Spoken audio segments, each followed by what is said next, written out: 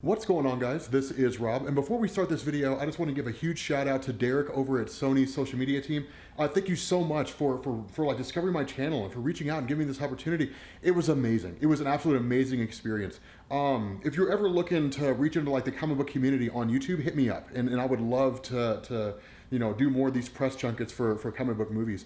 Having said that, for those of you guys who were interested in like the experience and how awesome Derek was and what it was like to interview Tom Hardy and all that stuff, then I guess Tom Hardy and Riz Ahmed, then like go over to my vlogging channel. I'll have the link down in the description. You guys will be able to check it out and see what the whole interview process was like and how bad I was freaking out and everything. So anyway, guys, let's go into the interview. So here's my question. This is really exciting to me. This movie is Sony's outing into the Sony Cinematic Universe. Is this political? Is this going to be a political It is not. It is not political. Okay, cool. All right, this is their outing into the Sony Cinematic Universe. My question is there pressure here? Yeah. There's always pressure in these movies, but it's nothing to do with like Sony, bless them. I mean, but our loyalty is to thinking about the fans and they're making sure that they're pleased with this portrayal, because Venom's been around for such a long time, will be around even after we're gone, and it's like, we got to do it justice. So that's the pressure, at least in my mind. Yeah, there's got to be like pressure to evoke dynamicism, and I think with people who are passionate about what they do, you need something to push against in order to go out and try to do something. And then with people like Riz and Michelle and Ruben and creatives and artists that we're working with, everybody here didn't come to just like take a paycheck and just dial or phone something in. We want to play, and the pressure is there also because Venom's a much loved character that belongs to a lot of people and they want specificity. And we are under that cost of going, well, you got to turn out results. That's you can't just go, well, I'm going to be a slave to the fear of that pressure. Otherwise, we wouldn't be doing what we love doing. Do you know what I mean? So it's like, okay, it's there, it's the elephant in the room, but at the same time, there's so much to mine here, and there's so much fun here, and there's so much to be had here, and there are so many ways of interpreting and playing with this, and that progresses in the natural evolution of this character. So, yes, there's pressure, but at the same time, it's almost like the stick that pokes you to leap, and jump, and hopefully the net will appear. And if not, you won't know because you'll be dead anyway. You know what I mean? Yeah, I know what you mean. I mean, I like that you guys said that because I'm sitting here thinking, and off the back to that last question, you guys are hugely successful actors, like multiple award-winning actors. So you guys have played the gamut of like different kinds of roles and different projects. And my question is, what's it like going from like Warrior, for example, or like Four Lions? What's it like going from a project that goes from that level to something that's more tied into like superheroes, comic books, geek culture? I love Four Lions. Just saying. Thanks. I love that movie. Lucky to be a part of it. What's it like transitioning from those more indie movies to these ones? There's a couple of practical differences. One is that the indie movies shoot in a much more concentrated space of time, so it's more like a sprint. These are a bit more like a marathon.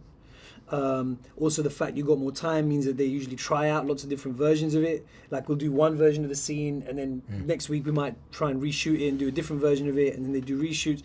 So that means you have to be a bit more flexible and be willing to go anywhere with it. Whereas with the more independent movies that you do in a short space of time, like you got to go with your gut, you make your decision, you get it, you got 2 takes, and then you move on because you don't have as much time. Optimally, you want to get that essence into a bigger budget movie.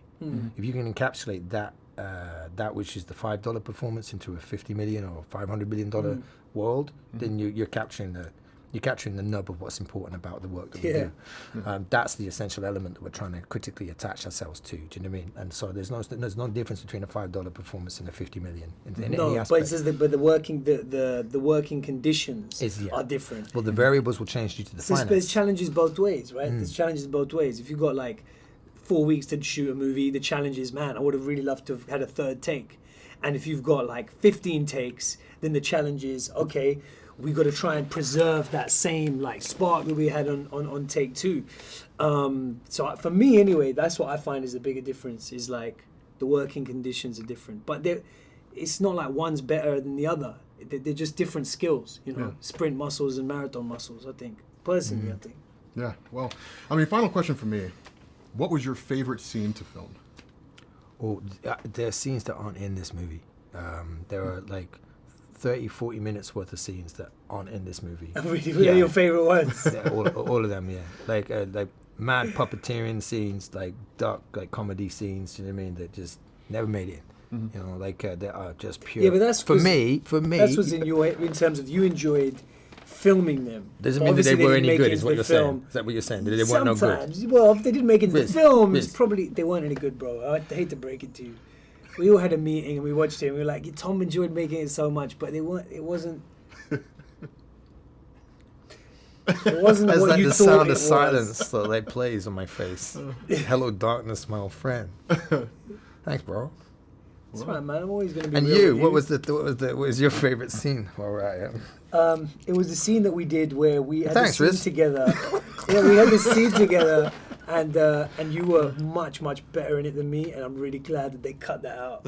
As well. So that was That's I'm not glad true. Awesome. that they cut that out. I All right, can't guys. remember that scene. Well, I have taken up enough of your time, so I to see appreciate you, it. man. I appreciate it.